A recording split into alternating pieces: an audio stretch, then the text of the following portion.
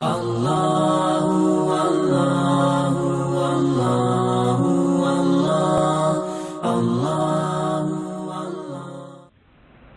على عباده الذين اصطفى أما بعد أعوذ بالله من الشيطان الرجيم بسم الله الرحمن الرحيم تبارك الذي بيده الملك وهو على كل شيء قدير خلق الموت والحياة ليبلوكم أيكم رب العزة عما يصفون سلام على المرسلين والحمد لله رب العالمين صلی علی سیدنا محمد وعلى آل سیدنا محمد وبارک وسلم۔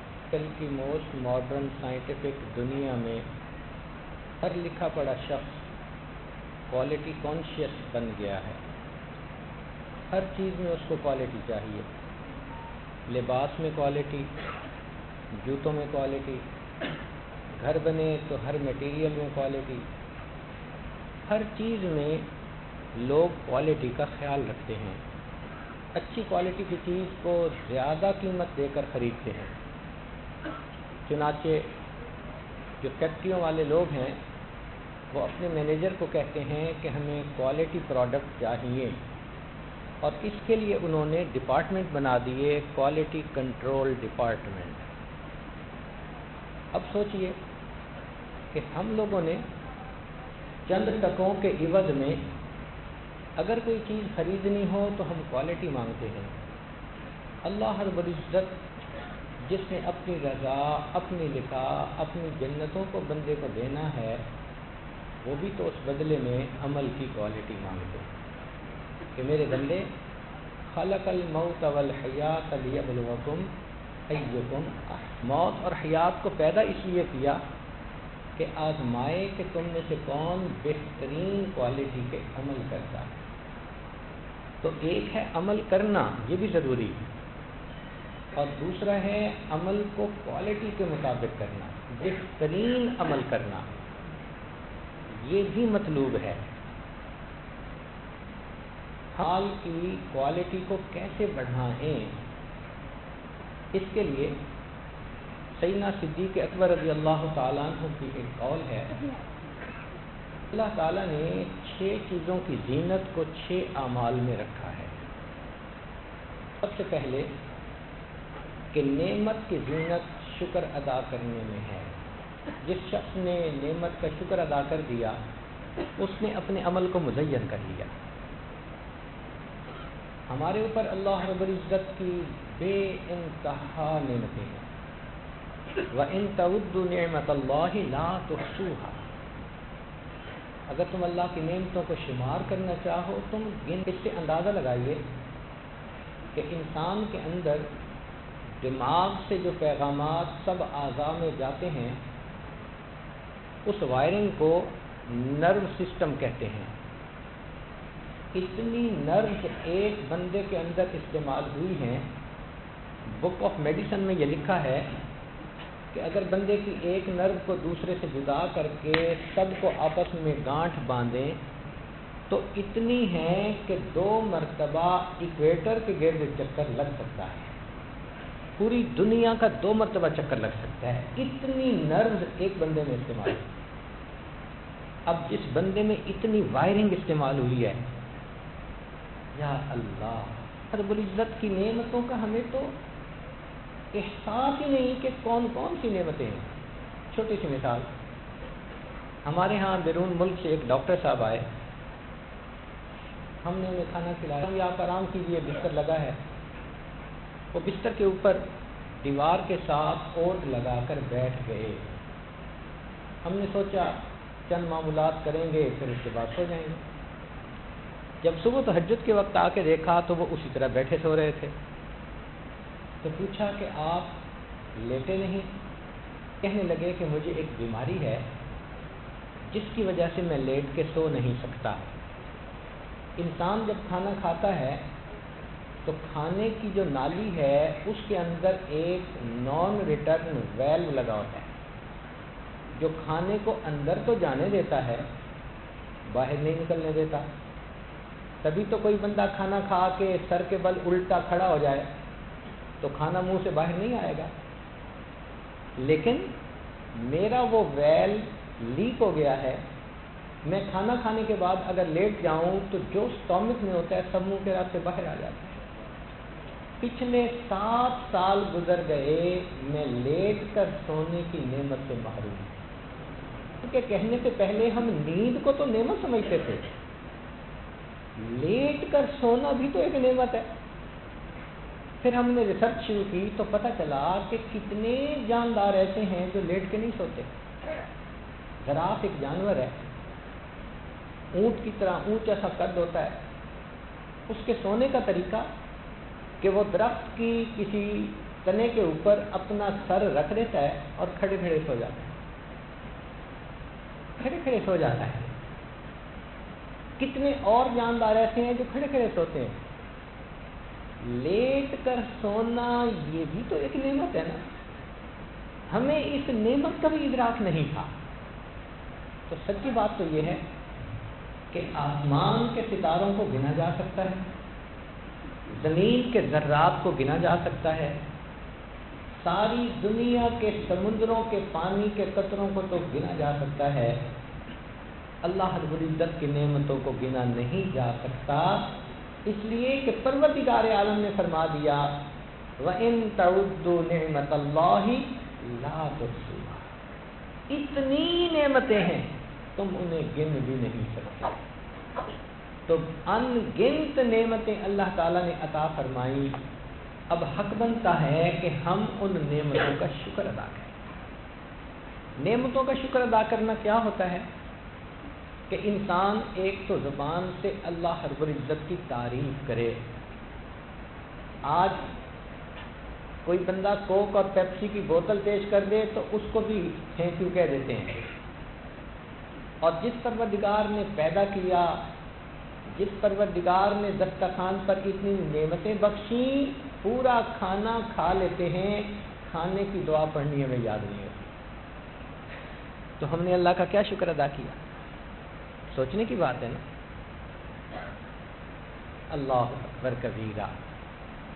تو ایک ہے زبان سے اللہ کی تعریفیں کرنا، الحمدللہ جس نے کہہ دیا گویا اس نے نعمت کا شکر ادا کر دیا۔ لیکن دیکھا یہ ہے کہ زبان سے بھی تعریف کرنا مشکل ہوتا ہے۔ ایک صاحب کو ہم جانتے ہیں، ان کو اللہ نے اتنا اچھا کاروبار دیا کہ اگر وہ اپنے علاوہ 40 فیملیز کو سپورٹ کرنا چاہیں تو آسانی کے ساتھ کر سکتے ہیں، اتنا کھلا رزق اللہ نے دیا۔ ایک موقع پر اس آدمی نے پوچھا سنا ہے کام کیسا ہے؟ کہنے لگے بس گزارا ہے۔ سن کے اتنی حیرت ہوئی کہ یا اللہ، جس شخص کا رزق اتنا کھلا کہ یہ 40 فیملیز کو سپورٹ کر سکتا ہے، کیوں اس کی زبان سے تعریف ادا نہیں ہوتی؟ حق تو یہ بنتا ہے کہ وہ یوں کہتے میں اپنے اللہ پہ قربان جاؤں، اس نے مجھے میری اوقات سے بہت بڑھ کر عطا کیا ہے، میں تو ساری زندگی سجدے میں سر ڈال کے پڑا رہوں، میں تو اپنے اللہ کی نعمتوں کا شکر ادا نہیں کرتا۔ مگر ایسے الفاظ کہنے ذرا مشکل ہوتے ہیں، عام طور پر تو یہی کہ جی بس گزارا ہے۔ تو نعمتوں کا شکر ادا کرنا، ہمیں چاہیے کہ جب ہمارے سامنے اللہ رب العزت کا تذکرہ ہو تو خوب تعریف کریں اللہ کی، جی بھر کے تعریف کریں۔ ماں بیٹے کی تعریف کرتے نہیں تھکتی، بیوی خاوند کی تعریف کرتے نہیں تھکتی، تو بھائی ہم اللہ تعالیٰ کی تعریف کرتے کیوں تھک جاتے ہیں؟ ہمیں خوب تعریف کرنی چاہیے۔ عام طور پر دیکھا کہ انسان کی فطرت یہ ہے کہ کوئی اچھا کام ہو تو کریڈٹ خود لیتا ہے، اور غلطی ہو تو دوسرے کے سر پہ تھوپ دیتا ہے۔ مثال کے طور پہ ایک صاحب انٹرویو دینے کے لیے گئے اور انٹرویو میں کامیاب ہو گئے۔ آپ پوچھیں بھی کیا بنا؟ وہ جی اس نے یہ سوال پوچھا تو میں نے یہ جواب دیا، اس نے یہ کہا تو میں نے سوچ کے یہ کہا، اب میں ہر جواب میں نے یہ کیا، میں نے یہ کیا، تو کریڈٹ خود لے رہا ہے۔ اور اگر یہی نوجوان ریجیکٹ ہو کر آ گیا، پوچھیں بھائی کیا بنا؟ کہے گا جی اللہ کی مرضی. بھائی جب نوکری ملی تھی تب اللہ کی مرضی نہیں تھی؟ اس وقت کیوں اللہ کا نام یاد نہیں آیا؟ تو سچی بات ہے کہ نعمتیں تو ہم لینا چاہتے ہیں لیکن ان کا شکر ادا کرنا ہمیں نہیں آتا. تو یہ بھی ہمیں سیکھنا چاہیے. ابن عطاء اللہ اسکندری رحمۃ اللہ علیہ انہوں نے بہت حکمت بھری باتیں لکھی ہیں الحکم کے نام سے. یوں لگتا ہے کہ گویا اس امت کے وہ لقمان حکیم تھے. وہ ایک جگہ فرماتے ہیں فَلَّمْ يَشْكُرِ النِّعَمَ فَقَدْ تَعَرَّضَ لِزَوَالِهَا. جو شخص نعمت کا شکر ادا نہیں کرتا وہ اس نعمت کو واپس لے جانے کے لیے پیش کر دیتا ہے. اللہ اس کو لے لیجئے، مجھے نہیں چاہیے، I don't need it. مَن لَّمْ يَشْكُرِ النِّعَمَ فَقَدْ تَعَرَّضَ لِزَوَالِهَا وَمَن شَكَرَهَا فَقَدْ قَيَّدَهَا بِإِقَالِهَا. اور جس نے نعمت کا شکر ادا کیا اس نے نعمت کو نکیل ڈال کے اپنے پاس رکھ لیا. تو جو شخص نعمت کا شکر ادا نہیں کرتا وہ نعمت کو واپس جانے کے لیے پیش کر دیتا ہے، اور جو نعمت کا شکر ادا کرتا ہے وہ اس کو نکیل ڈال کر اپنے پاس رکھ لیتا ہے.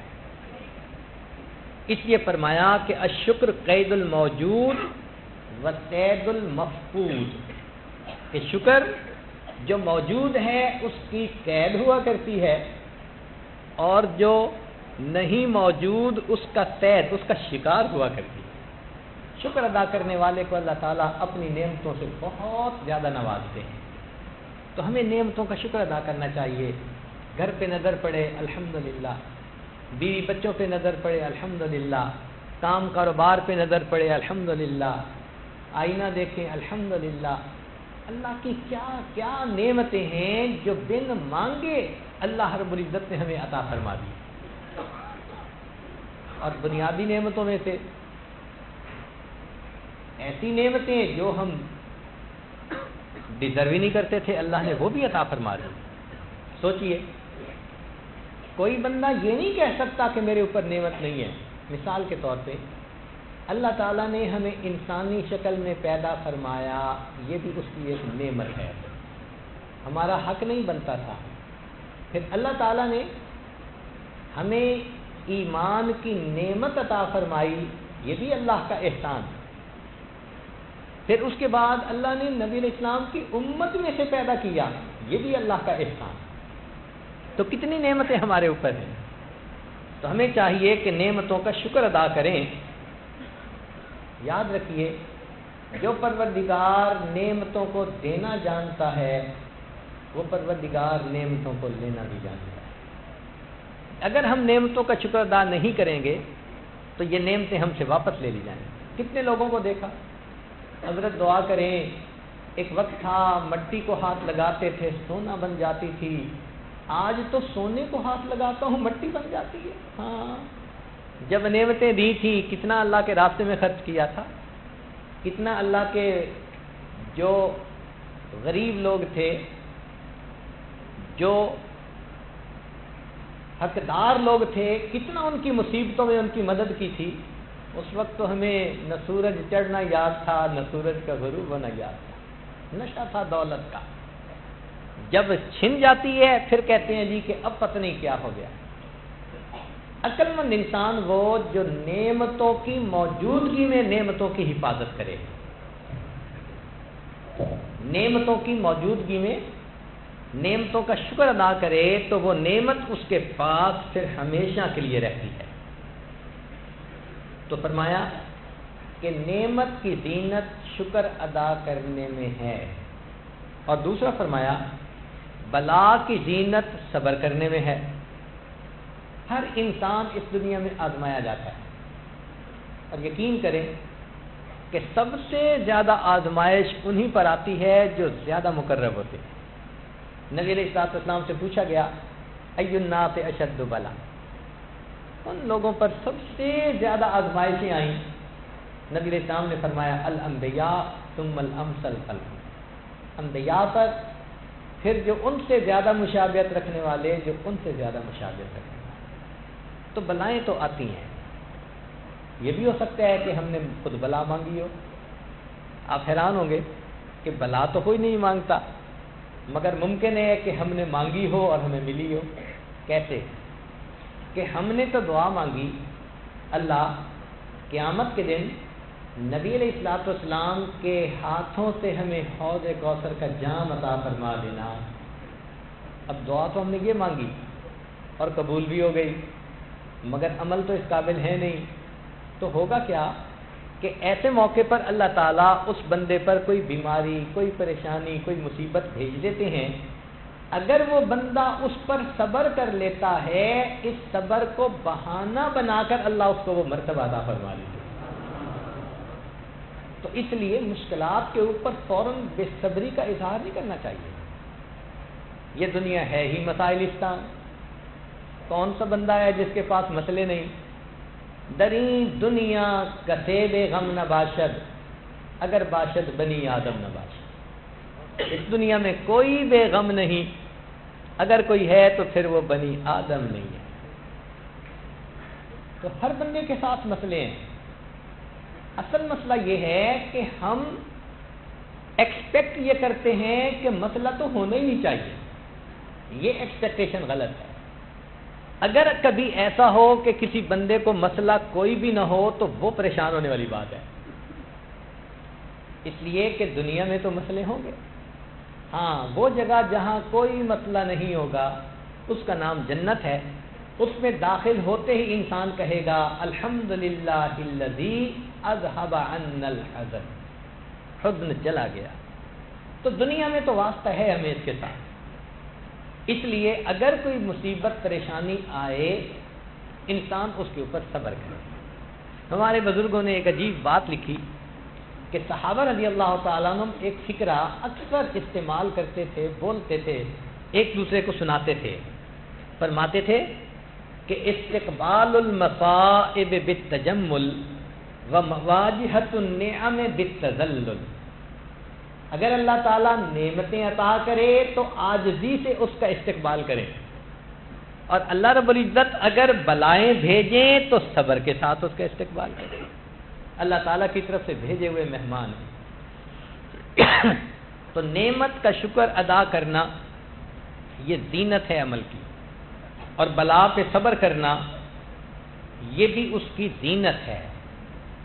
بے صبری سے بلا نہیں ٹلتی، اس عمل پر جو اجر ملتا ہے وہ اجر ضائع ہو جاتا ہے، اور صبر کرنے والوں کو اللہ تعالیٰ بغیر حساب عطا فرماتے ہیں۔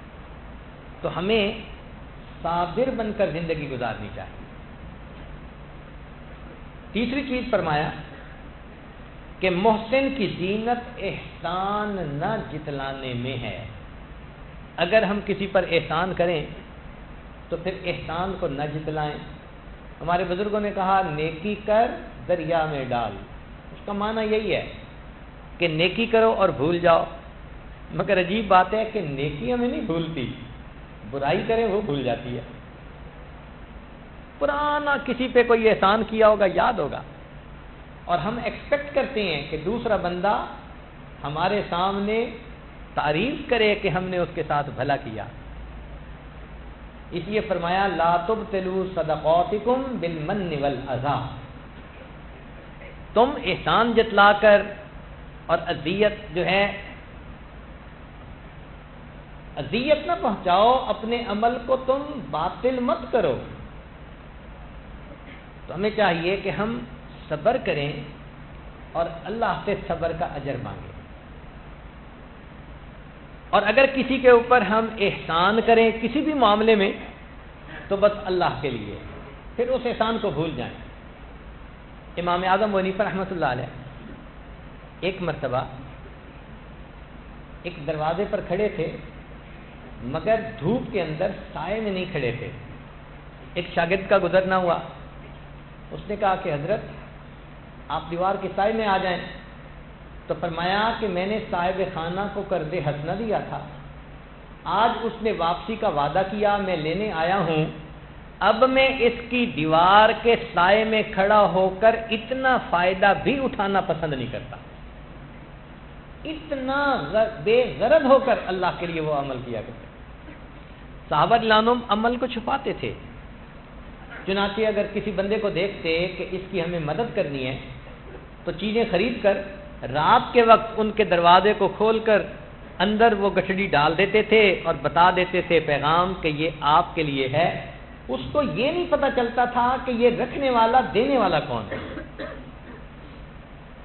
سیدنا عمر الخطاب لانو ایک مرتبہ آئے ابوبکر صدیق لانو سے ملنے کے لیے. دور صدیقی ہے. ابوبکر صدیق لانو نے ایک جگہ پر نام لکھے ہوئے تھے جو معاشرے کے ہینڈی کیپ لوگ تھے, بیمار تھے, نادار تھے, معذور تھے, اور پھر جس نے ان کی خدمت اپنے ذمہ لی ان کے نام بھی لکھے ہوئے تھے. ایک جگہ پر ایک بوڑھی عورت کا نام تھا, آگے جگہ خالی تھی. تو عمر لانو نے اس کے مکان کا پتہ کر لیا کہ کس محلے گلی میں کہ ان کی خدمت میں کروں گا. اگلے دن فجر پڑھ کے وہ چلے گئے, دروازہ کھٹکھٹایا, اماں میں آپ کی خدمت کے لیے. اس نے کہا بیٹا خدمت کرنے والا آیا تھا اور خدمت کر کے چلا گیا. اب اگلے دن عمر فاروق لانو فجر سے پہلے وہاں گئے, پھر یہی جواب ملا. پوچھا کہ اماں وہ کون ہے, کہ نہ میں نے کبھی نام پوچھا نہ اس نے بتایا. قد کاٹ کیسے ہے, میں نے کبھی اس کی شکل ہی نہیں دیکھی. وہ آ کے کہتا ہے پردہ کر لیں تو میں کمرے میں چلی جاتی ہوں. وہ میرے گھر میں جھاڑو دے دیتا ہے, پانی بھر کے لاتا ہے, جو کرنے کے کام وہ کر دیتا ہے. جاتے ہوئے بتا دیتا ہے کہ میں جا رہا ہوں تو میں باہر آ جاتی ہوں. میں نے کبھی اس کی شکل تک نہیں دیکھی, نام تک کا نہیں پتا. عمر فاروق لانو بڑے حیران, اور وہ بھی پھر عمر فاروق تھے. کہنے لگے اچھا میں دیکھتا ہوں کون ہے. اگلے دن عشاء کی نماز پڑھی اور اس عورت کے گھر کے دروازے کے قریب آ کر چھپ کر بیٹھ گئے. جب رات گہری ہو گئی, سناٹا چھا گیا, لوگ نیند کی آغوش میں چلے گئے. وہ دیکھتے ہیں کہ ایک آدمی آہستہ آہستہ چلتا ہوا اس بڑھیا کے دروازے کے قریب آیا. تو عمر فاروق لانو نے کھڑے ہو کر پوچھا من انتا, کون ہے؟ تو جواب میں ابوبکر صدیق لانو کی آواز آئی, میں ابو بکر ہوں امیر المومنین. رات کے وقت اس بڑھیا کی خدمت کے لیے آپ آتے ہیں اور آپ نے لسٹ میں اپنا نام بھی نہ لکھا کہ کسی کو پتہ نہ چلے. اور ساتھ انہوں نے یہ دیکھا کہ ابوبکر صدیق لانو نے جوتے بھی نہیں پہنے ہوئے تھے. تو امیر المومنین جوتے تھے نہیں یا پہن کے نہیں آئے؟ تو صدیق اکبر نے جواب دیا کہ میں نے جوتے گھر ارادتاً اتار دیے, رات کا وقت ہے, لوگ سوئے ہوئے ہیں, میں نہیں چاہتا میرے جوتوں کی آواز سے کسی کی نیند میں خلل آ جائے. ننگے پاؤں آ رہا. اللہ کے لیے عمل کرتے تھے. امام زین العابدین رحمۃ اللہ علیہ کے حالات میں لکھا ہے بہت خوبصورت اور نازک بدن تھے. جب ان کی وفات ہوئی تو ان کو نہلانے والے نے دیکھا کہ ان کے کندھے کے اوپر نہ کالا نشان ہے. گھر والوں سے پوچھا تو انہوں نے بتا دی ہمیں نہیں پتا یہ نشان کیسے پڑا. جب دفنا دیا گیا, ایک ہفتہ گزرنے کے بعد جو بوڑھے تھے, معذور تھے, ان کے گھروں سے آواز آئی وہ کہاں گیا جو رات کے اندھیرے میں ہمارے گھروں میں پانی پہنچایا کرتا تھا. پتہ چلا کہ مشک بنائی ہوئی تھی, عشاء کے بعد مشک بھر کے لوگوں کے گھر پانی پہنچاتے تھے اور ساری زندگی گھر والوں کو عمل کا پتہ نہ چلنے دیا. اللہ اکبر کبیرہ. تو محسن کی زینت احسان کو نہ جتلانے میں ہے. چوتھی بات, نماز کی زینت خشوع اور خضوع میں ہے. نماز تو انسان پڑھتا ہی ہے مگر اس طرح پڑھے کہ بس اللہ رب العزت کی یاد ہی فقط دل میں ہو. ان تعبد اللہ کانک تراہ, یہ کیفیت حاصل ہو. اس کیفیت کے ساتھ نماز پڑھنا تو مرتبہ ہی کچھ اور ہے. آپ ذرا غور کریں, ایک من سونا ایک من ہوتا ہے, ایک من چاندی ایک من ہوتی ہے, ایک من لوہا ایک من, اور ایک من مٹی وہ بھی ایک من. سب کا وزن 1 من، مگر 1 من سونے کی قیمت کچھ اور ہے، چاندی کی قیمت کچھ اور ہے، لوہے کی قیمت کچھ اور ہے، اور مٹی کی قیمت کچھ اور ہے۔ ہم نے 4 رکعت پڑھی جتنے مسجد میں تھے، تو ہیں تو رکعتیں سب کی 4، مگر اللہ رب العزت کسی کی نماز کے اوپر سونے کا بھاؤ لگائیں گے، کسی پر چاندی کا بھاؤ لگائیں گے، کسی پر لوہے کا بھاؤ لگائیں گے، اور کسی کو مٹی کے بھاؤ بھی قبول نہیں فرمائیں گے۔ حدیث پاک میں آتا ہے بعض نمازی ایسے ہوتے ہیں ان کی نماز پھٹے کپڑے کی طرح ان کے منہ پہ مار دی جاتی ہے۔ تو نماز کی زینت خشوع اور خضوع ہے۔ آج عجیب بے ہمتی کا دور آ گیا کہ وہ لوگ جو سالک کہلاتے ہیں، ذاکر شاغل کہلاتے ہیں، دین کے شعبوں میں، دعوت میں، مدارس میں کہیں نہ کہیں لگے ہوتے ہیں، نفلیں پڑھنا ان کی عادت بھی ختم ہوتی جا رہی، چنانچہ فرض اور سنتیں نفل گم۔ حالانکہ ہمارے مشائخ اس لیے نفلوں کا اہتمام فرماتے تھے کہ اگر قیامت کے دن فرائض میں کوئی کمی ہوئی تو اللہ تعالیٰ کی رحمت سے امید کی جاتی ہے کہ نوافل کو اس کی جگہ پر اللہ قبول فرما لیں گے۔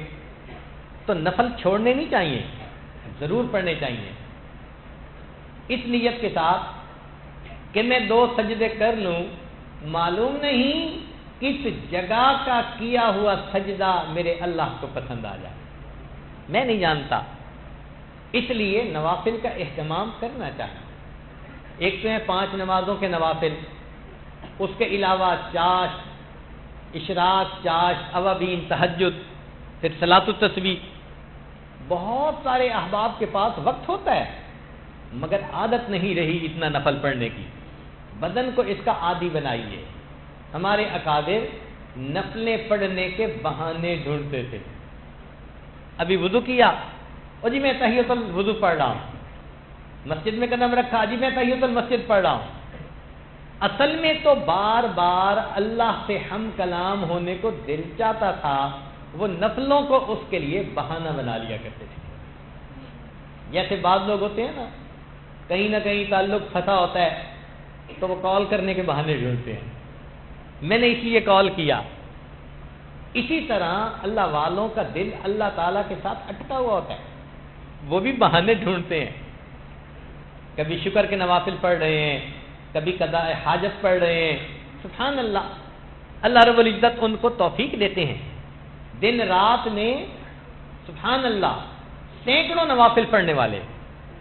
ہم نے اپنی زندگی میں ایک ایسے بزرگ کو دیکھا جو فرض نماز کے ہر سجدے میں 21 مرتبہ سبحان ربی الاعلیٰ پڑھا کرتے تھے، 21 مرتبہ، اور ہم لوگ مشکل سے 3 مرتبہ۔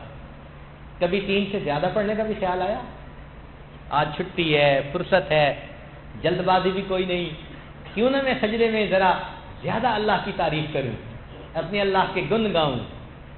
ہمارا وہ جذبہ نہیں ہوتا، اس لیے بس 3 دفعہ پڑھا اور اللہ اللہ خیر کرے۔ محبت کا اظہار کریں، اللہ تعالیٰ بندے سے خوش ہوتے ہیں۔ نوافل بھی پڑھیں،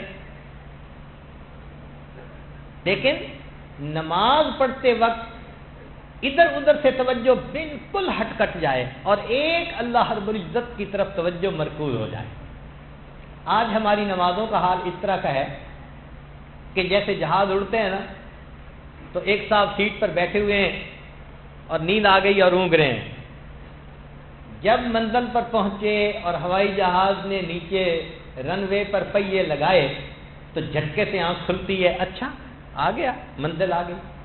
بالکل یہی کیفیت نماز پڑھنے والے کی، اللہ اکبر، اب اس کے بعد بس جھوم رہے ہیں، اور جب امام نے سلام پھیرا السلام علیکم تو اب پہیے، اب فلائٹ نے لینڈ کر لیا، اب پتہ چلتا ہے جی نماز ختم ہو گئی، درمیان میں کیا تھا اللہ جانے۔ حدیث پاک میں آتے ہیں قرب قیامت کی نشانی سب سے پہلے نماز کے خشوع کو اٹھایا جائے گا۔ تم دیکھو گے کہ مسجد لوگوں سے بھری ہوئی ہوگی، ان کے دل اللہ کی یاد سے خالی ہوں گے۔ آج کے دور میں اس جنس کی بہت کمی ہے، اور جو چیز کم ہو جائے خریدار اس کو زیادہ قیمت دے کے خریدا کرتے ہیں، تو آج کے دور میں جو بنا سنوار کے نماز پڑھنے کی کوشش کرے گا تو ریٹ بھی بہت اونچا لگے گا، اللہ کے ہاں انعام بھی بڑا ملے گا۔ چنانچہ حضرت مولانا فضل الرحمان گنج مراد آبادی رحمۃ اللہ علیہ، ان کو ملنے کے لیے حضرت اقدس تھانوی رحمۃ اللہ علیہ گئے۔ عمر چھوٹی تھی، پڑھ کے فارغ ہوئے تھے، تو انہوں نے فرمایا کہ اشرف علی، جب میں سجدہ کرتا ہوں مجھے یوں محسوس ہوتا ہے کہ جیسے پروردگار کے میرے رخسار کا بوسہ لے لیا ہے۔ حضرت مولانا یحییٰ رحمۃ اللہ علیہ لمبا سجدہ کرتے تھے۔ کسی نے پوچھا حضرت اتنا لمبا سجدہ؟ فرمایا ہاں، یوں محسوس ہوتا ہے جیسے میں نے قدموں پہ سر رکھ دیا، اب میرا سر اٹھانے کو جی نہیں چاہتا۔ حضرت حاجی امداد اللہ مہاجر مکی رحمۃ اللہ علیہ کے سامنے 2-3 نوجوان بیٹھے تھے، انہوں نے حور قصور جنت کی باتیں شروع کر دی۔ حضرت سنتے رہے، آخر پر فرمایا کہ اگر اللہ تعالیٰ نے قیامت کے دن مجھ پر اپنی مہربانی کر دی تو میں اتنا عرض کروں گا، اللہ اپنے عرش کے نیچے مصلی کی جگہ عطا فرما دی۔ شیخ عبد الواحد رحمۃ اللہ علیہ کے سامنے تذکرہ ہوا کہ جنت میں نماز نہیں ہوگی تو آنکھوں میں آنسو آ گئے اور کہنے لگے اگر نماز نہیں ہوگی تو پھر جنت جانے کا مزہ ہی کیا آئے گا۔ وہ حضرات نماز کو انجوائے کرتے تھے۔ یہ خشوع خضوع اللہ سے مانگیں اور اس کی کوشش بھی کریں۔ ہم سمجھتے ہیں کہ شاید بس ہم نے اللہ اکبر کہا تو بڑی توجہ بن جائے گی، نہیں، نماز کی توجہ خارج نماز میں بنانی پڑتی ہے۔ توجہ فرمائیے گا، نماز کی توجہ خارج نماز میں بنانی پڑتی ہے، پریکٹس پڑھنی پڑتی ہے، تب جا کر نماز کے اندر انسان کو توجہ مرکوز رکھنے کا ملکہ پیدا ہوتا ہے۔ اس کی مثال یوں سمجھیں، ایک آدمی نے اگر باکسنگ کا مقابلہ کرنا ہے تو آپ دیکھیں گے کہ کبھی تو وہ دوڑ رہا ہے اور کبھی ایک چمڑے کا تکیہ بنا ہوا ہے اس کو مکے لگا رہا ہے، کبھی جاگنگ کر رہا ہے۔ یہ کس لیے؟ یہ رنگ کے اندر پرفارمنس شو کرنے کی تیاری کر رہا ہے۔ جتنا وہ محنت سے تیاری کرے گا، جب رنگ کے اندر جائے گا تو اچھا مقابلہ کرے گا۔ اسی طرح یہ جو ہر وقت توجہ اللہ رکھنا یا ذکر میں مشغول رہنا، یہ نماز کے اندر توجہ رکھنے کی مشق کہلاتی ہے۔ جتنا زیادہ ہم خارج نماز میں مشق کریں گے، جب اللہ اکبر کہیں گے تو مخلوق کی یاد پہ چھری پھیر کے اللہ کی یاد کے ساتھ واصل ہو جائیں گے۔ تو نماز کے اندر خشوع اور خضوع کا پیدا کرنا یہ نماز کی زینت ہے۔ اللہ سے دعا مانگا کریں۔ اچھا ایک غور کریں، کبھی ہم نے دعا مانگی اللہ ہمیں تسلی کی 2 رکعت پڑھنے کی توفیق دے دیجیے، اے اللہ ہمیں تسلی کی 2 رکعت پڑھنے کی توفیق؟ تسلی کی نماز پڑھنے کا شوق ہی کم ہو گیا۔ شاہ اسماعیل شہید رحمۃ اللہ علیہ سید احمد شہید رحمۃ اللہ علیہ کے پاس بیعت ہونے کے لیے آئے تو سید صاحب نے پوچھا کہ اسماعیل کیسے آئے؟ تو کہا کہ حضرت اس لیے حاضر ہوا ہوں کہ مجھے بھی صحابہ جیسی نماز پڑھنی سکھا دیجیے۔ ہمارے حضرات سیکھا کرتے تھے کہ نماز پڑھی کیسے جاتی ہے۔ سبحان اللہ۔ فرماتے ہیں کہ سید صاحب نے کہا کہ اچھا ذرا میری چارپائی کے قریب ڈلوا لینا۔ سو گئے۔ جب تہجد کا وقت ہوا تو پوچھا کہ اسماعیل اٹھ گئے ہو؟ میں نے عرض کیا حضرت آنکھ کھل گئی ہے۔ فرمایا اچھا اٹھو، اللہ کے لیے وضو کرو۔ فرماتے ہیں ان کا جو لفظ اللہ کا نکلنا تھا نا زبان سے، میرے تو جیسے رونگٹے کھڑے ہو گئے، اور میں نے زندگی میں پہلی مرتبہ وضو کیا کہ ایک ایک عضو کو دھوتے ہوئے، پاک کرتے ہوئے، یعنی پانی بہاتے ہوئے مجھے اللہ کا دھیان حاصل تھا۔ میں مصلی پہ آ گیا، اسماعیل وضو کر لیا؟ جی حضرت کر لیا۔ اچھا اللہ کے لیے 2 رکعت نماز پڑھو۔ پھر جو دوبارہ اللہ کی ضرب لگائی نا تو فرماتے ہیں کہ دل پر ایسا اثر ہوا کہ میں نے ادھر نماز شروع کی، ادھر میری آنکھوں سے آنسو جاری ہوئے۔ میں نے اپنی پوری زندگی میں کبھی ایسی نماز ادا نہیں کی۔ تو نماز پڑھنا سیکھا کرتے تھے۔ تو نماز کی زینت خشوع اور خضوع میں ہے۔ 5ویں بات، خوف کی زینت گناہوں کو چھوڑ دینے میں ہے۔ بعض اوقات انسان سمجھتے ہیں جی میرے اندر اللہ کا بڑا خوف ہے، میں بڑا روتا ہوں مگر گناہوں کی جان بھی نہیں چھوڑتا. تو یہ کیسا خوف کہ جو نافرمانی سے نہیں روک رہا. خوف کی زینت کس میں ہے کہ انسان گناہوں کو چھوڑ دے. چنانچہ ایک شخص نبی علیہ الصلوۃ والسلام کی خدمت میں حاضر ہوئے، عرض کیا اے اللہ کے حبیب صلی اللہ علیہ وسلم، میں چاہتا ہوں کہ سب سے زیادہ عبادت گزار بن جاؤں. تو نبی علیہ السلام نے فرمایا اتق المحارم تکن اعبد الناس، حرام کام کرنا چھوڑ دو، تم اللہ کی نظر میں سب سے زیادہ عبادت گزار بن جاؤ گے. تو گناہوں سے اپنے آپ کو ہم بچائیں. صبح اٹھیں، دل میں نیت کریں کہ یا اللہ میں آج کا دن بغیر گناہ کے گزارنا چاہتا ہوں، اور کوشش کریں. اگر سرزد ہو جائے تو اگلے دن پھر کوشش کریں. ہر دن میں کاش کوئی ایک دن تو زندگی کا ایسا بھی ہو کہ جس میں ہم نے گناہ کے بغیر زندگی گزاری. امام ربانی حضرت مجدد ثانی رحمۃ اللہ علیہ اپنے مکتوبات میں ایک جگہ لکھتے ہیں کہ اس امت میں ایسے بھی حضرات گزرے ہیں کہ جن کے گناہ لکھنے والے فرشتے کو 20 سال تک گناہ لکھنے کا موقع نہ ملا. 20 سال تک گناہ لکھنے کا موقع نہ. جیسے عبداللہ ابن مبارک رحمۃ اللہ علیہ، انہوں نے ایک عورت کا واقعہ لکھا، المرأۃ متکلمۃ بالقرآن، جو قرآن کے الفاظ سے گفتگو کرتی تھی، اس کے سوا کوئی لفظ اس کی زبان سے نکلتا ہی نہیں.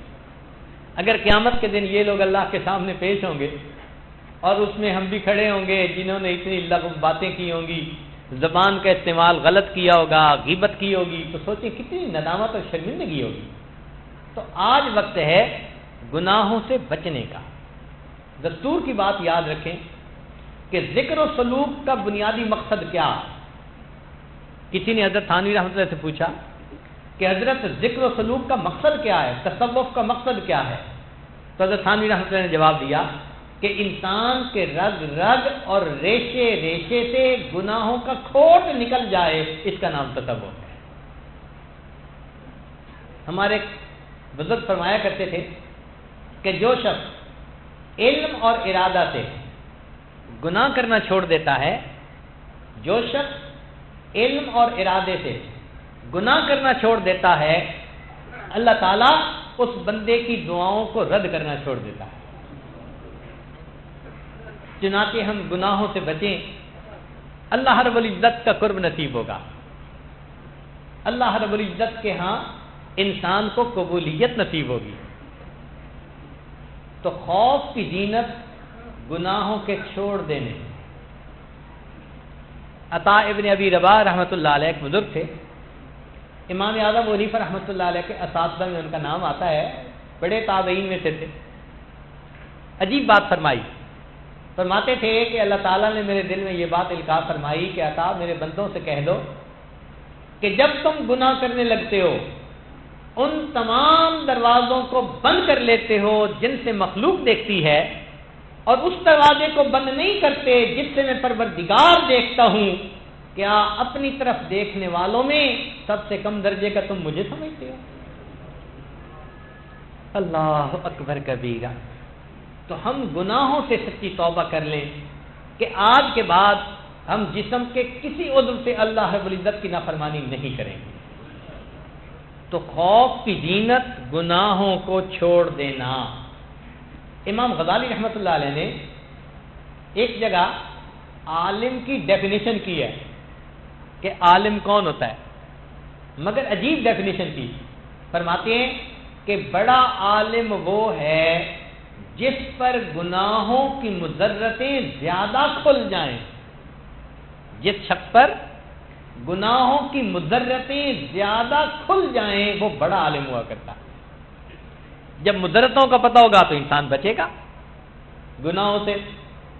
تو گناہوں سے ہم بچیں تاکہ اللہ رب العزت کی رحمت کی نظر ہو. تو فرمایا کہ خوف کی زینت گناہوں کے چھوڑ دینے میں ہے. اور چھٹی بات فرمائی کہ طالب علم کی زینت عاجزی میں ہے. طالب علم کی زینت عاجزی میں. چنانچہ جتنی تواضع ہوگی اتنا اللہ اسے علم عطا فرمائیں گے۔ حدیث مبارکہ میں ہے کہ نبی علیہ السلام نے ارشاد فرمایا تواضعوا لمن تتعلمون منہ، تم جن سے علم حاصل کرتے ہو ان کے سامنے تواضع اختیار کرو، جھکو۔ جھکے بغیر انسان کو فیض نہیں ملتا۔ جو اہل وصف ہوتے ہیں ہمیشہ جھک کے رہتے ہیں، جو اہل وصف ہوتے ہیں ہمیشہ جھک کے رہتے ہیں۔ سراہی سر نگو ہو کر بھرا کرتی ہے پیمانہ، اگر سراہی سر نیچے نہ کرے تو پیمانہ کیسے بھرے؟ فیض تو جاری ہوگا نا جب سر جھکے گا اس کا۔ کسی نے اسی مضمون کو دوسرے الفاظ میں کہا تواضع کا طریقہ سیکھ لو لوگو سراہی سے، تواضع کا طریقہ سیکھ لو لوگو سراہی سے، کہ جاری فیض بھی ہے اور جھکی جاتی ہے گردن بھی، جتنی گردن جھکتی ہے اتنا اور پانی جاتا ہے۔ تو جس کے اندر جتنی تواضع ہوگی اللہ اس کے فیض کو اتنا جاری فرما دے گا۔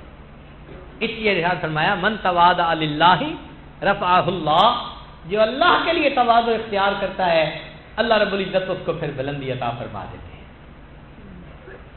حضرت علی عنہ فرمایا کرتے تھے لا یتعلم العلم مستحیم ولا مستکبر، جو شرمیلا ہو یا متکبر ہو یہ دونوں قسم کے طالب علم نہیں حاصل کر سکتے۔ تو علم حاصل کرنے کے لیے انسان کو چاہیے کہ وہ اپنے اساتذہ کے سامنے ادب اور تواضع کا معاملہ رکھے۔ علم اللہ کی صفت ہے، اور جیسے اللہ رب العزت بلند ہیں علم میں بھی بلندی کی صفت ہے۔ جب تک کوئی جھکتا نہیں علم اس کے پاس نہیں آتا۔ بلند ہے نا، بلندی ہے اس کے اندر، تو آتا ہے جھکنے والوں کے پاس۔ اور عجیب بات کہ علم کے سامنے ملائکہ سر نگوں، وہ کہتے کہ آدم علیہ السلام کے سامنے فرشتوں نے سجدہ کیا، اس جزول آدم، تو آدم علیہ السلام میں کون سی صفت تھی؟ وَعَلَّمَ آدَمَ الْأَسْمَاءَ كُلَّهَا، علم کی صفت تھی، تو فرشتوں کو ان کی طرف سجدہ کرنے کا حکم ہوا۔ علم کے سامنے انبیاء بھی سر نگوں۔ چنانچہ سورہ کہف میں آپ واقعہ پڑھتے ہیں، حضرت موسیٰ علیہ السلام تشریف لے گئے خضر علیہ السلام کے پاس، تو موسیٰ علیہ السلام اللہ کے پیغمبر ہیں اور خضر علیہ السلام اللہ کے ولی ہیں، مگر استاد خضر علیہ السلام ہے اس معاملے میں۔ وجہ کیا؟ کہ تکوینی علم کا معاملہ تھا اور وہ خضر علیہ السلام کے پاس زیادہ تھا بنسبت موسیٰ علیہ السلام۔ انبیاء کے پاس تشریعی علم ہوتا ہے، اس میں وہ ممتاز ہوتے ہیں، اور تکوینی علم تو انتظامی امور کا۔ تو دیکھیے موسیٰ علیہ السلام بھی ان سے پوچھ رہے ہیں کہ جی مجھے اس کی وجہ بتا دیجئے۔ علم کے سامنے وقت کے بادشاہ بھی سر نگوں۔ چنانچہ مولانا جیواں رحمۃ اللہ علیہ کئی مرتبہ درس دے رہے ہوتے تھے اور بادشاہ آتا تھا اور ایک ایک گھنٹہ انتظار میں کھڑا رہتا تھا کہ حضرت درس سے فارغ ہوں گے، مجھے مسافر کی سعادت نصیب ہو جائے گی۔ تو علم کے سامنے انسان اپنے آپ کو سر نگوں کر دے، پھر اللہ رب العزت مہربانی فرما دیتے ہیں۔ ساتویں چیز، علم کی زینت علم میں ہے۔ جتنا انسان کے پاس علم زیادہ ہو تو اچھا یہ ہے کہ علم بھی بڑھتا جائے۔ اللہ تعالیٰ نے ایک آیت میں ان دونوں صفتوں کو اکٹھا فرمایا، وَقَانَ اللَّهُ عَلِيمًا حَلِيمًا۔ یہ دونوں چیزیں اکٹھی ہوں تو سجتی ہیں۔ ہم نے دیکھا کہ اکثر و بیشتر علم آتا ہے تو ٹالرنس زیرو ہو جاتی ہے، ذرا سی بات پہ غصے میں، اور اس کو سمجھتے ہیں کہ ہم بڑے جلال والے ہیں۔ شیطان نے بھی آج کے دور میں نا نام بدل دیے تاکہ گناہ کا احساس بھی نہ ہو۔ اس نے غیبت کا نام رکھ دیا گپ شپ۔ بھئی غیبت کے نام سے تو دل میں احساس ہوتا ہے کہ گناہ کر رہے ہیں، جب گپ شپ کہیں گے تو بچیں گے کیسے؟ اسی طرح اس نے جھوٹ کا نام رکھ دیا بہانہ، اور جی میں نے بہانہ کر دیا، ہوتا تو جھوٹ ہے۔ بھئی جھوٹ کا لفظ بولے گا تو توبہ پھر کرنے کی سوچے گا، جب نام ہی بہانہ تو توبہ کون کرے؟ تو شیطان نے اسی طرح نام بدل دیے تاکہ یہ گناہ بھی کریں اور گناہ کا احساس بھی نہ ہو. تو انسان غصہ کرتا ہے بے جا اور نام رکھتا ہے جی بڑا جلال ہے. یہ جلال والے کو سجتا ہے، بندوں کو نہیں سجتا، بندوں کو جمال سجتا ہے. اگر ہم کسی موقع پہ تھوڑا سا اختیار رکھتے ہیں اور اتنا جلال کا اظہار کرتے ہیں تو سوچیں اگر قیامت کے دن اللہ رب العزت نے جلال کا اظہار کر دیا تو ہمارا کیا بنے گا. اس لیے علم بڑھے تو حلم بھی بڑھنا چاہیے، ٹالرنس بھی بڑھنی چاہیے. کتنا عجیب لگتا ہے مشائخ سے ذکر سیکھنے والے، تبلیغی جماعت کے اندر 4 مہینے لگانے والے، مدارس کے اندر دور حدیث کرنے والے، اور گھر کے اندر بیویوں کا ناک میں دم کیا ہوا ہے. اللہ کی بندیوں کے لیے وبال جان بنے ہوتے ہیں. ایسا نہیں ہونا چاہیے. علم سیکھنے والے، ذکر سیکھنے والے، ان کو حلیم الطبع ہونا چاہیے. جتنا علم بڑھتا جائے اتنا حلم بڑھتا جائے. اللہ تعالیٰ کا حلم دیکھیے، انسان گناہ کرتا ہے اور اللہ رب العزت گناہ کرنے پر اس کا رزق بند نہیں کرتے. آج بیٹا باپ کی بات نہ مانے، جیب خرچ فوراً بند ہو جاتا ہے. بیوی کسی باپ پہ آرگومنٹ کرے تو گھر کا خرچہ فوراً بند. اللہ تعالیٰ تو بندے کا رزق بند نہیں نہ کرتے، حالانکہ وہ گناہوں پہ گناہ کر رہا ہوتا ہے. پھر ایسا بھی تو ہو سکتا تھا کہ بندہ گناہ کرتا تو اللہ تعالیٰ اس عضو کو ہی معطل کر دیتے، فالج زدہ کر دیتے. ایسا بھی نہیں ہوتا، اللہ تعالیٰ صحت بھی نہیں چھینتے. پھر ایسا بھی ہو سکتا تھا گناہ کرتا تو اس کو ذلیل کر دیا جاتا. اللہ تعالیٰ ستر پوشی بھی فرماتے ہیں. الٹا ایمان والوں کو فرمایا کہ تم بھی اپنے مسلمان بھائی کی ستر پوشی کرو، اور اللہ تعالیٰ بندے کو فوری سزا بھی نہیں دیتے. تو اللہ تعالیٰ کے حلم پہ قربان جائیں. سچی بات ہے کہ ہم جو یہ لطف مزے کی زندگیاں گزارتے پھرتے ہیں یہ اللہ تعالیٰ کے حلیم ہونے کا صدقہ ہے. وہ ڈھیل دیے جا رہا ہے اور ہم اپنی زندگی مزے میں گزارتے پھر رہے. نبی علیہ السلام بہت حلیم الطبع، بہت زیادہ. چنانچہ ایک نوجوان لڑکے تھے، ان کی عادت تھی کہ جہاں کھجور کا ان کو پھل پسند آتا وہ درخت پہ چڑھتے، کھجور توڑ کے کھا لیتے، مالک سے اجازت نہیں مانگتے تھے. ایک مرتبہ مالک نے پکڑ لیا، نبی علیہ السلام کی خدمت میں لایا. اے اللہ کے حبیب صلی اللہ علیہ وسلم بغیر اجازت کے میری کھجوریں توڑ کے کھائیں.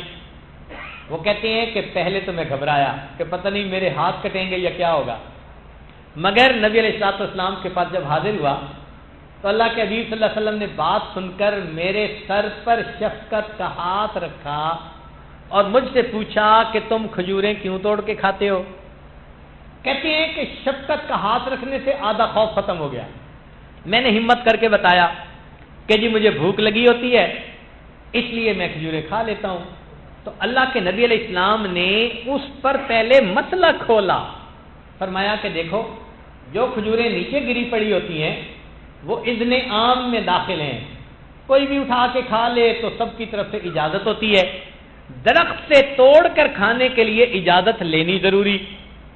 جب مسئلہ کھولا فرماتے ہیں کہ اس کے بعد نبی علیہ السلام نے میرے سینے پر ہاتھ رکھ کر دعا دی، اللہ اس کی بھوک کو مٹا دے اور اس کے رزق میں برکت عطا فرما دے. وہ فرماتے ہیں سینے میں ایسی ٹھنڈک پیدا ہوئی، میں لوٹ کے واپس آیا، زندگی میں میں نے بغیر اجازت کسی کی کوئی چیز استعمال نہیں کی. کیا حلم ہے آپ صلی اللہ علیہ وسلم. ہمارے سامنے کوئی مسئلہ آتا تو ہم پتہ کیا ایسا ہے فوراً غصے میں آ جاتے. اللہ کے حبیب صلی اللہ علیہ وسلم کتنے حلیم الطبع. ایک مرتبہ کسی بات پر سیدہ عائشہ صدیقہ رضی اللہ تعالیٰ عنہ وہ آپ صلی اللہ علیہ وسلم کی خدمت میں کچھ عرض کر رہی تھی. اتنے میں ابو بکر صدیق لانو بھی آ گئے. نبی علیہ السلام نے فرمایا ابو بکر ہم ایک معاملے میں بات کر رہے ہیں تو ذرا تم فیصلہ کر دو. ان کا بہت اچھا. نبی علیہ السلام نے فرمایا حمیرہ میں بتاؤں یا تم بتاؤ گی؟ انہوں نے کہا نہیں آپ ہی بتائیں، ٹھیک ٹھیک بتائیں. اب میاں بیوی کا معاملہ روانی میں ایسی بات کر دی، نہیں آپ ہی بتائیں، ٹھیک ٹھیک بتائیں. اب جب انہوں نے یہ کہا تو صدیق تو والد تھے، ایک تھپڑ انہوں نے لگایا عائشہ صدیق عنہا کے اور فرمایا کہ تجھے تیری ماں روئے، کیا نبی علیہ السلام ٹھیک نہیں بتائیں گے؟ سب جب تھپڑ لگا تو نبی علیہ السلام کے پیچھے آ کے چھپ گئی کہ دوسرا نہ لگ جائے۔ نبی علیہ السلام نے فرمایا ابو بکر ہم نے آپ سے فیصلہ مانگا تھا، یہ تو نہیں کہا تھا کہ آپ تھپڑ لگا دیں۔ اچھا آپ گھر جائیں، ہم اپنی بات خود جو ہے آپس میں سمیٹ لیتے ہیں۔ جب صدیق اکبر عنہ گھر چلے گئے تو نبی علیہ السلام نے پیچھے مڑ کر دیکھا، مسکرائے، فرمایا عائشہ دوسرے تھپڑ سے میں نے تمہیں بچایا ہے نا، چلو بات کی سلو گئی۔ حلم ایسا تھا، سبحان اللہ، کمال درجے کا حلم تھا اللہ کے پیارے حبیب صلی اللہ علیہ وسلم۔ چنانچہ جانی دشمن جو تھے اللہ کے حبیب صلی اللہ علیہ وسلم نے ان کو بھی معاف کر دیا، جانی دشمنوں کو معاف کر دیا۔ جوانوں کے ساتھ حلم، بوڑھوں کے ساتھ حلم، منافقین کے ساتھ حلم۔ آپ ذرا غور کریں، ہمیں بندے پہ شک ہوتا ہے نا کہ یہ ٹھیک نہیں تو ہمارا برتاؤ بدل جاتا ہے۔ اللہ کے حبیب صلی اللہ علیہ وسلم کو اللہ نے بتلا دیا کہ یہ منافق ہے، اور اللہ کے حبیب صلی اللہ علیہ وسلم پھر بھی ان کے ساتھ مدارات کا معاملہ فرما۔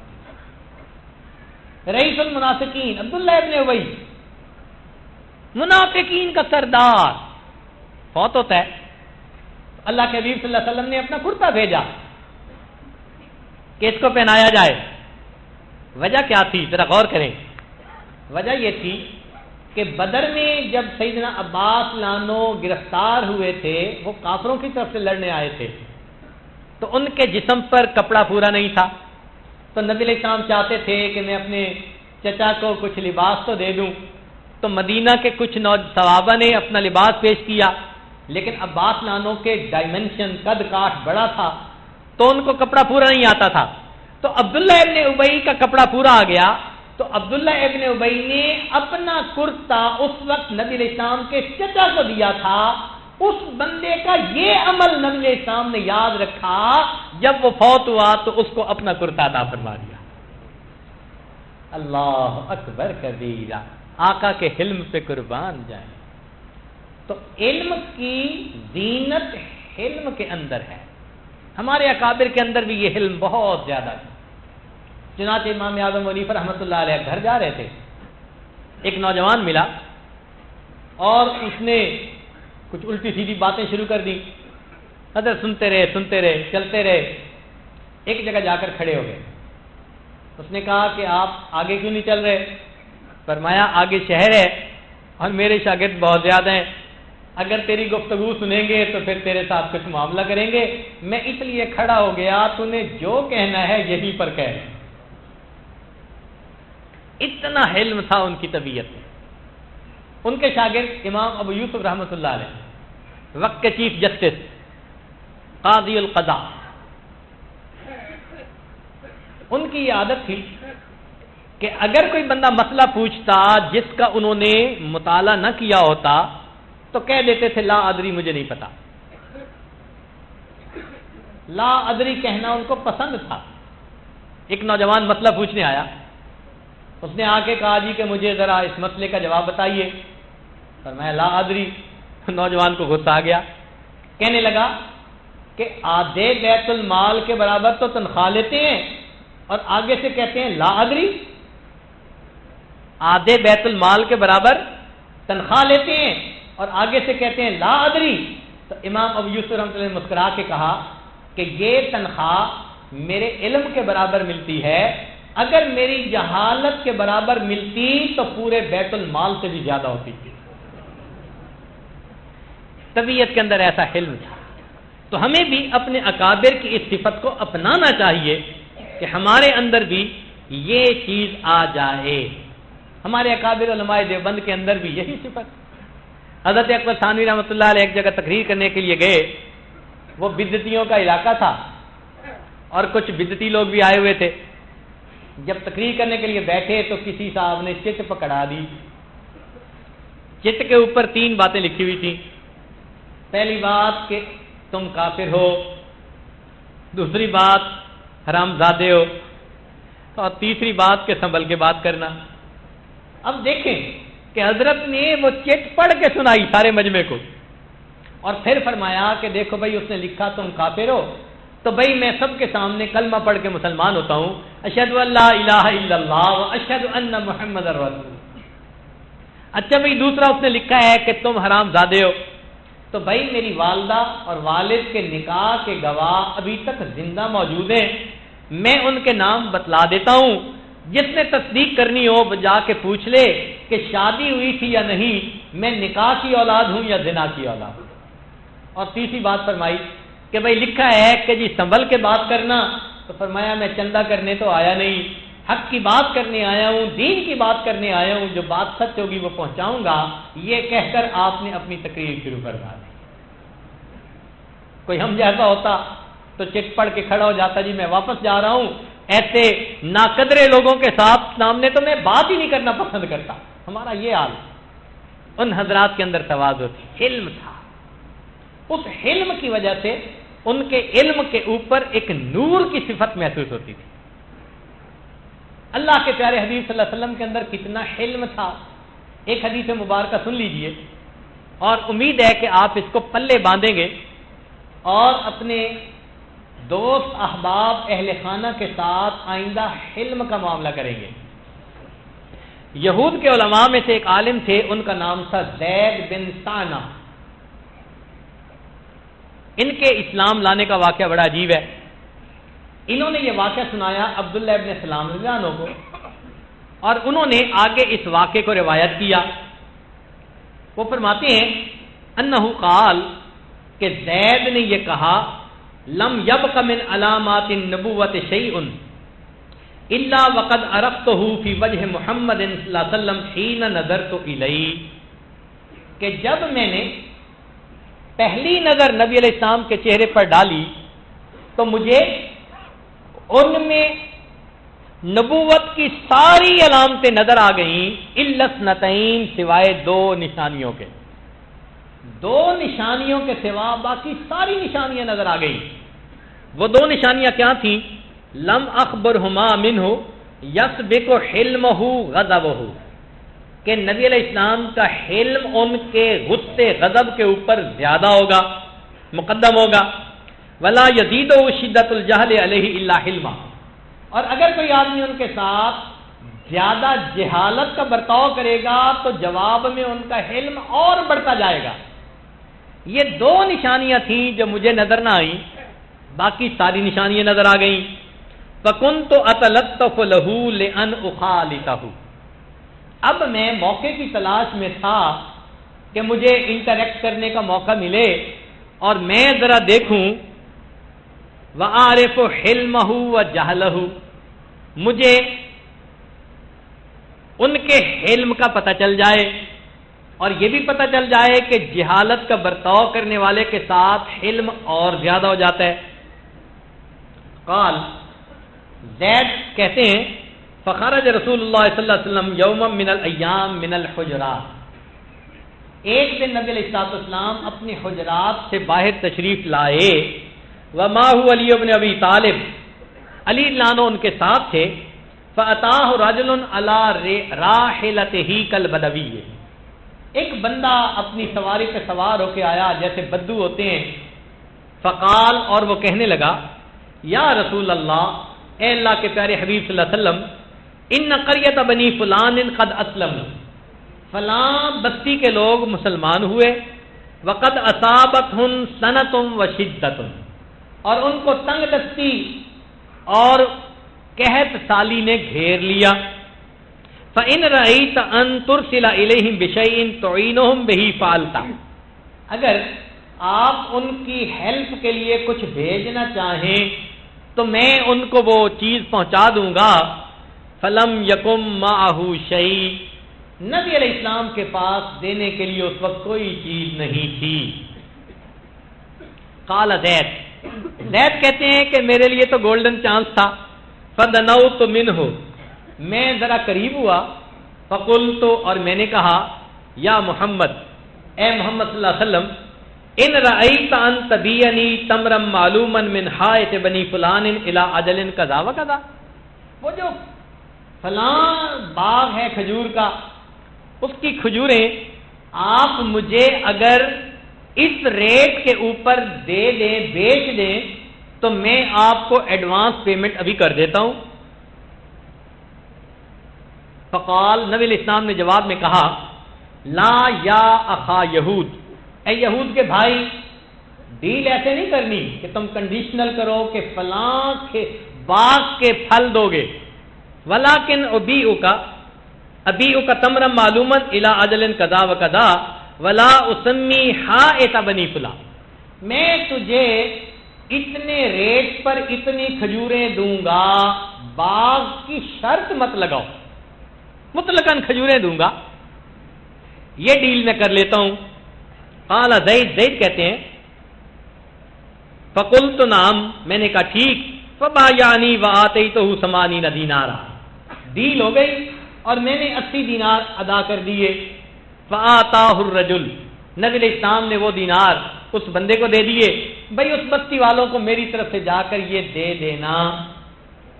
فلما کان قبل محل الاجل بیومین او ثلاثۃ، زید کہتے ہیں جو ڈیڈ لائن تھی اس میں ابھی 2 دن یا 3 دن کا مارجن رہتا تھا، خرج رسول اللہ صلی اللہ علیہ وسلم فی جنازۃ رجل من الانصار، نبی علیہ السلام انصار کے ایک نوجوان کے جنازے کے لیے تشریف لائے، ومعہ ابو بکر و عمر و عثمان فی نفر من اصحابہ، اور آپ کے ساتھ صدیق اکبر، عمر بن خطاب لانو، عثمان غنی لانو، بہت سارے صحابہ اور بھی تھے جنازہ پڑھنے کے لیے آئے۔ فلما صلی علی الجنازۃ اتیتہ، جب نبی علیہ السلام نے جنازہ کی نماز پڑھ لی تو میں آیا۔ اب ذرا غور کریں کہ جنازے میں تو کمیونٹی کے سارے ہی لوگ ہوتے ہیں، تو اس کا مطلب کہ شہر کے لوگ موجود تھے سب کے سامنے۔ وہ کہتے ہیں فَأَخَذْتُ بِمَجَامِعِ قَمِيصِهِ وَرِدَائِهِ وَنَظَرْتُ إِلَيْهِ بِوَجْهٍ غَلِيظٍ، میں نے آ کے نبی علیہ السلام کو کرتا اور تہبند کے جمع ہونے کی جگہ، یہ جو کمر کی جگہ ہوتی ہے یہاں، میں نے آ کے ادھر سے کپڑے زور سے پکڑ لیے اور بڑا غصے والا چہرہ بنا کر نبی علیہ السلام کی طرف دیکھا، اور پھر یہ کہا، الا تقضی یا محمد حقی، اے محمد صلی اللہ علیہ وسلم میرے حق مجھے کیوں نہیں دیتے، یعنی کھجوریں کیوں نہیں دیتے؟ فواللہ، اللہ کی قسم، ما علمتکم یا بنی عبد المطلب لسیء القضاء مطل، اے عبد المطلب کی اولاد، میں نے تم جیسا قرضے کو دینے میں سستی کرنے والا کوئی دیکھا ہی نہیں ہے۔ اب ذرا غور کیجئے، کیا بدتمیزی ہے کہ آ کے کپڑے پکڑ رہا ہے اور غصے سے دیکھ رہا ہے، اور پھر ایسی بات کر کے خاندانی تانا دے رہا ہے بڑوں کو بھی، اور ابھی مارجن 2-3 دن کا باقی ہے۔ لامحالہ انسان کو غصہ آنا چاہیے تھا، مگر اللہ کے پیارے حبیب صلی اللہ علیہ وسلم کا ریسپانس دیکھیے، فرماتے ہیں کہ جب میں نے یہ بات کہی، قال فنظرت الی عمر وعیناہ تدوران فی وجہہ، میری نظر عمر لانو پر پڑی اور عمر لانو کی جو نگاہیں تھیں نا وہ میرے چہرے کے اوپر گڑی ہوئی تھی، مجھ کو انہوں نے سپاٹ کیا ہوا تھا، رگے فاروقی پھڑک گئی، یہ یہودی میرے آقا صلی اللہ علیہ وسلم کے ساتھ مس بہیو کر رہا ہے، عاشق کو کیسے برداشت ہو سکتا تھا؟ یہ عمر لانو کے عشق کی مثال دیکھیے کہ اس یہودی نے یہ الفاظ کہے تو عمر لانو نے اس کے چہرے کی طرف دیکھ کر کہا، اے عدو اللہ، اے اللہ کے دشمن، اتقول لرسول اللہ ما اسمع، تو جو کچھ کہہ رہا ہے نبی علیہ السلام کو جو میں سن رہا ہوں، کیا تو یہ کہہ رہا ہے؟ فوالذی بعثہ بالحق، اس ذات کی قسم جس نے نبی علیہ السلام کو حق دے کر دنیا میں بھیجا، لولا ما احاذر فوتہ لضربت سیفی بسیفی رأسک، اگر مجھے تیرا حق ضائع ہونے کا ڈر نہ ہوتا میں اپنی تلوار سے تیرے سر کو قلم کر کے رکھ دیتا۔ محبت کا انداز دیکھیے، محب ایسے ہی ہوتے ہیں۔ عمر لانو نے کہا کہ اگر مجھے تیرے حق کے ضائع ہونے کا ڈر نہ ہوتا میں تلوار سے تیری گردن کو اڑا کے رکھ دیتا۔ ورسول اللہ صلی اللہ علیہ وسلم ینظر الی عمر فی سکون و تبسم، اور رسول اللہ صلی اللہ علیہ وسلم عمر لانوں کو سکون اور مسکرا کے دیکھ رہے ہیں. ثم قال، پھر نبی علیہ السلام نے فرمایا یا عمر، اے عمر، انا وہو الی غیر ھذا منک احوج، میں اور یہ بندہ تیرے دوسرے برتاؤ کے زیادہ محتاج تھے. انت امرہ بحسن الاقتداء وتأمرنی بحسن القضاء، عمر تجھے چاہیے تھا اس کو کہتا کہ بھائی مطالبہ کرنا چاہیے اچھے طریقے سے، اور مجھے بھی سمجھاتا کہ جی قرض ادا کرنا چاہیے جلدی سے. عمر تو اسے بھی سمجھاتا مجھے بھی سمجھاتا، ہم تیرے دوسرے برتاؤ کے مستحق تھے. اذهب یا عمر، اے عمر جاؤ، فقضہ حقہ، اور جو اس کو کھجوریں دینی تھی وہ کھجوریں ان کو دے دو. وزدہ 20 صاعا، اور 20 صاع پیمانہ تھا، مثال کے طور پہ چند کلو کے برابر، تو 20 صاع کھجوریں اس کو زیادہ دو. مکان ما رواتہ، کہ تم نے اس کو تھریٹ کیا ہے، تم نے جو اس کو تھریٹ کیا ہے نا کہ میں تیری گردن اڑا دوں گا، حق بھی دو اور حق کو کمپنسیٹ کرنے کے لیے 20 صاع کھجوریں اور زیادہ دو. قال زید، زید لانو کہتے ہیں فذهب بی عمر، عمر لانو میرے ساتھ گئے. فقضانی، اس نے میری کھجوریں دی مجھے لوٹا دی. وزادنی، اور 20 صاع کھجوریں زیادہ بھی دی. فاسلمت، میں واپس آیا اور میں نے کلمہ پڑھا، مسلمان ہو. میرے آقا صلی اللہ علیہ وسلم کا حلم ایسا تھا، اس حلم کو دیکھ کے کافر کلمہ پڑھ لیا کرتے. آج سوچئے کیا ہم اپنے اہل خانہ کے ساتھ حلم کا معاملہ کرتے ہیں؟ نہیں. یاد رکھیے کہ نبی علیہ السلام جب اس دنیا سے تشریف لے جانے لگے تو جو آخری بات تھی وہ فرمائی التوحید التوحید وما ملکت ایمانکم، توحید پہ جمے رہنا اور اپنے ماتحتوں کا خیال رکھنا. آج سارا غصہ ہمارا ماتحتوں پہ نکلتا ہے.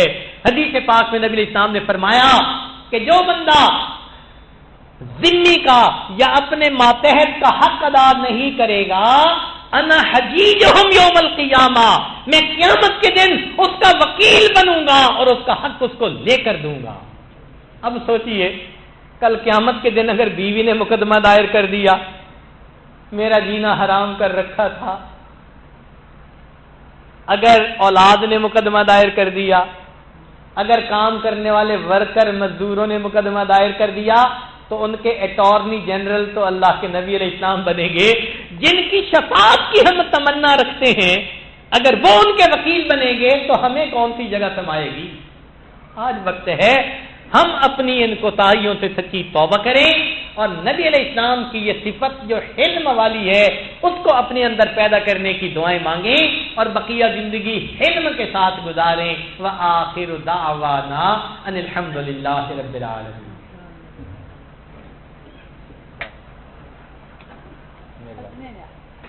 آپ کیسا ہیں؟ آپ کیسے ہیں؟ بڑے موجود ہیں. دعا کر لیجئے. سبحان ربی العلی الوہاب، اللہم صلی علی سیدنا محمد وعلی آل سیدنا محمد وبارک وسلم. اے مالک، ہم آپ کے عاجز مسکین بندے ہیں، ہمارے گناہوں کو معاف فرما، خطاؤں سے درگزر فرما، عیبوں کی پردہ پوشی فرما. اللہ ہماری نگاہوں کو پاک فرما، دلوں کو صاف فرما، سینوں کو اپنی محبت سے لبریز فرما. اپنے عشق کی آتش ہمارے سینوں میں پیدا فرما، ہمارے انگ انگ سے اپنے ذکر کو جاری فرما، روئے روئے سے اپنے ذکر کو جاری فرما، ہڈی ہڈی بوٹی بوٹی میں اپنی محبت پیدا فرما. اللہ ہمیں نماز کی حضوری نصیب فرما، سجدے کا سرور نصیب فرما، قرآن پاک پڑھنے کا لطف نصیب فرما، رات کے آخری پہر کے مناجات کی لذت نصیب فرما، ایمان حقیقی کی حلاوت نصیب فرما. اس سے پہلے کہ لوگ ہمیں کلمہ پڑھائیں، ہمیں اپنے اختیار سے کلمہ پڑھنے کی توفیق عطا فرما.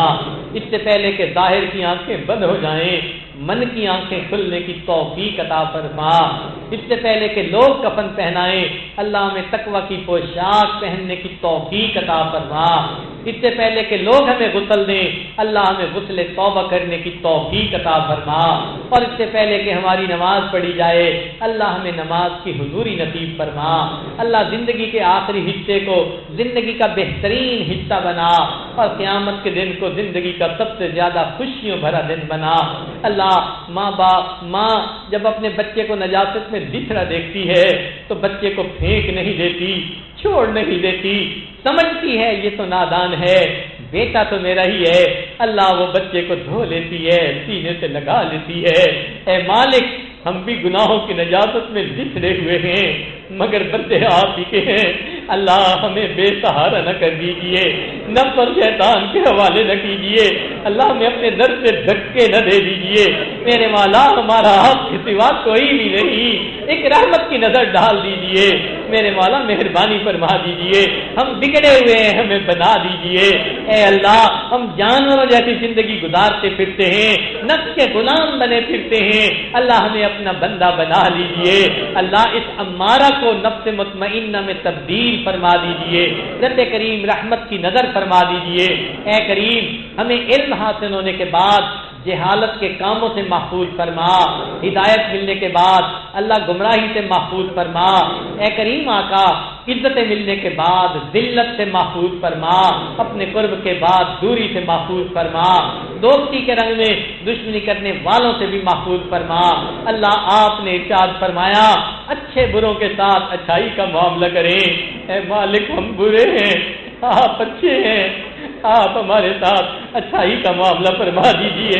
میرے مولا اگر ہمیں آپ سے دوستی کرنی نہیں آتی، آپ کو تو دوستی کرنی آتی ہے، اے اللہ آپ ہمیں اپنا بنا لیجیے، ہم اپنے آپ کو آپ کے حوالے کرتے ہیں۔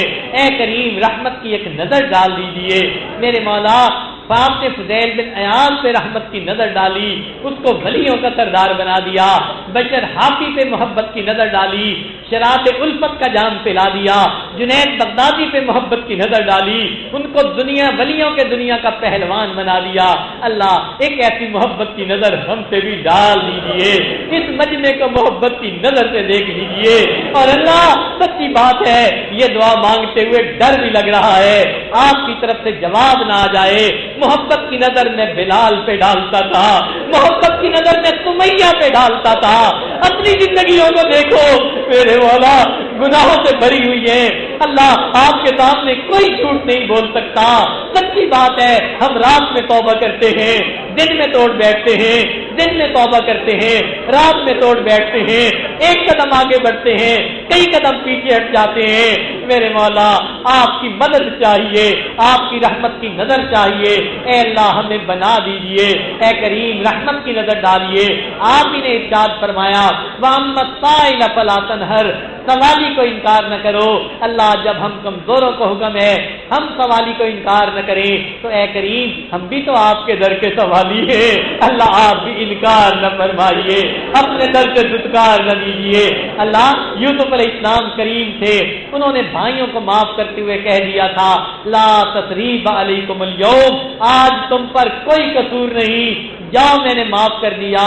اور آپ کے پیارے حبیب صلی اللہ علیہ وسلم کریم تھے، انہوں نے بھی فتح مکہ کے دن قریش مکہ کو یہی کہہ دیا تھا لا تثریب علیکم اليوم، اللہ آپ سب کریموں سے بڑے کریم ہیں، اللہ آج آپ اس مجمع کے بندوں کو یہی فرما دیجئے لا تثریب علیکم اليوم، میرے مولا مہربانی کر دیجئے، معاف کر دیجئے۔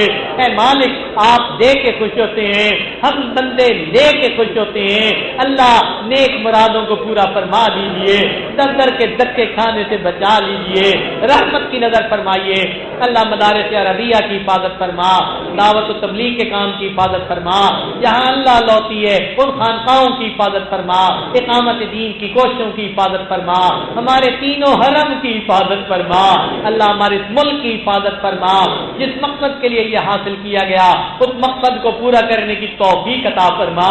اللہ آپ کے پیارے حبیب صلی اللہ علیہ وسلم کے سامنے قبیلہ طے کی عورت اچانک ننگے سر آ گئی تھی تو محبوب صلی اللہ علیہ وسلم نے اپنی چادر سے اس کے سر کو ڈھانپ دیا تھا۔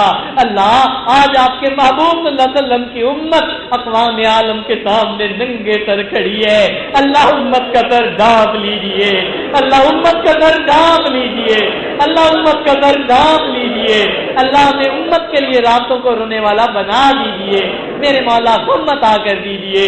اے اللہ ہماری ان دعاؤں کو اپنی رحمت سے قبول فرما، اللہ اس ادارے کو دن دگنی رات چوگنی ترقی نصیب فرما، جو اس کے معاونین ہیں ان کو اپنے مقربین میں شامل فرما، اللہ حضرت کے فیض کو جاری و ساری فرما، ان کا سایہ ہمارے سروں پر دراز فرما، قیامت تک ان کی آنے والی نسلیں ہیں اللہ سب کو دین کی خدمت کے لیے قبول فرما۔ اے اللہ جو دوست احباب مختلف جو ہے دعائیں دل میں لے کر آئے اللہ سب کی نیک مرادوں کو پورا فرما، بے اولادوں کو نیک اولاد عطا فرما، جو مقروض ہیں قرضے کی ادائیگی کی سبیل پیدا فرما، اے اللہ جو صاحب اولاد ہیں ان کی اولادوں کو نیکوکار بنا، فرما بردار بنا، ماں باپ کی آنکھوں کی ٹھنڈک بنا، اللہ جو ہمارے والدین عزیز اقارب دنیا سے چلے گئے اللہ ان کی مغفرت فرما، جن کی آپ نے مغفرت کر دی قرب کے اعلیٰ درجات عطا فرما۔ اے کریم آقا ہم پر رحمت کی نظر فرما، اللہ آپ نے قرآن مجید میں فرمایا یا ایھا الناس انتم الفقراء، اے انسانوں تم فقیر ہو، اور اپنے بارے میں فرمایا کہ میں غنی ہوں، اور یہ بھی فرما دیا انما الصدقات للفقراء، صدقات فقیروں کے لیے ہوتے ہیں۔ اللہ جب ہم فقیر ہیں اور صدقات فقیروں کے لیے ہوتے ہیں اللہ ہمیں اپنی رحیمی کا صدقہ دے دیجئے، کریمی کا صدقہ دے دیجئے، اے اللہ ہمیں اپنی کریمی کا صدقہ دے دیجئے، رحیمی کا صدقہ دے دیجئے، اللہ کرم کر دیجئے، آج اس مجلس میں جھولیوں کو بھر دیجئے، دور بیٹھی مستورات دعاؤں پر آمین کہہ رہی ہیں اللہ ان کی دعاؤں کو بھی قبول فرما لیجئے۔ جس بچے نے اے اللہ قرآن مجید کا حفظ مکمل کیا اللہ اس کو جیسے آپ نے حافظ قرآن بنایا اللہ اس کو قاری قرآن بھی بنا دیجئے، عالم قرآن بنا دیجئے، عامل قرآن بنا دیجئے، ناشر قرآن بنا دیجئے، داعی قرآن بنا دیجئے، اللہ اس بچے کو عاشق قرآن بنا دیجئے۔ اے اللہ ہم پر رحمت کی نظر فرما، ہماری اولادوں کو بھی قرآن مجید حفظ کرنے کے لیے قبول فرما۔ اے کریم آقا جن بچے بچی کا نکاح ہوا اللہ ان بچوں کو خوشیوں بھری زندگی نصیب فرما، اس نکاح کو دونوں طرف کے خاندانوں کے لیے عزتوں کا سبب بنا، دونوں طرف کے والدین کے لیے خوشیوں کا سبب بنا، ان کے رزق میں برکت عطا فرما، عزت میں برکت عطا فرما، وقت میں برکت عطا فرما، دین میں برکت عطا فرما، زوجین کو بری نظر سے محفوظ فرما، برے اثر سے محفوظ فرما، جادو ٹونے سے محفوظ فرما، حاسدوں کے حسد سے محفوظ فرما۔ اے اللہ ان کے دلوں میں الفت محبتیں پیدا فرما، جو محبتیں آپ نے آدم علیہ السلام اور اماں حوا کے دل میں عطا فرمائی وہ ان کے بھی دل میں عطا فرما، جو محبتیں آپ نے ابراہیم علیہ السلام اور اماں ہاجرہ کے دل میں عطا فرمائی وہ ان کے بھی دل میں عطا فرما، جو محبتیں آپ نے نبی علیہ السلام اور اماں عائشہ صدیقہ کے دل میں عطا فرمائی اللہ وہ محبتیں ان کے بھی دلوں میں عطا فرما، ان کو خیر پر جمع فرما، ایک دوسرے کے شر سے محفوظ فرما۔ مجلس میں جو نوجوان ہیں نکاح کے لیے اللہ ان کے لیے آسانیاں پیدا فرما، ربنا تقبل منا انک انت السمیع العلیم تب علینا انک انت التواب الرحیم، صلی اللہ تعالی علی خیر خلقہ سیدنا محمد وآلہ واصحابہ اجمعین برحمتک یا ارحم الراحمین۔